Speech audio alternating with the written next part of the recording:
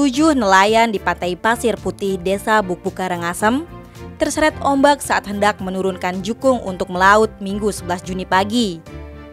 Dari ke-7 orang tersebut, 6 diantaranya selamat, sedangkan 1 lainnya, yakni Dewa Gede Puja, menghilang. Menurut informasi yang didapat, ketika 7 orang tersebut menurunkan jukung untuk melaut, tiba-tiba datang ombak besar menyeret mereka. 6 nelayan diantaranya berhasil menyelamatkan diri dengan cara berenang, tetapi Dewa Puja hingga kini belum ditemukan. Kepala Pos Pencarian dan Pertolongan Basarnas Karangasem, I Gusti Ngurah Eka Wiatnyana, mengaku menurunkan tim SAR gabungan yang terdiri dari Basarnas, Bala Wisata BPBD Karangasem, Bakamla dan juga nelayan setempat pun melakukan pencarian. Tim melakukan penyisiran di sekitar lokasi kejadian, tetapi 1 korban belum ditemukan. Tim Bali Express melaporkan.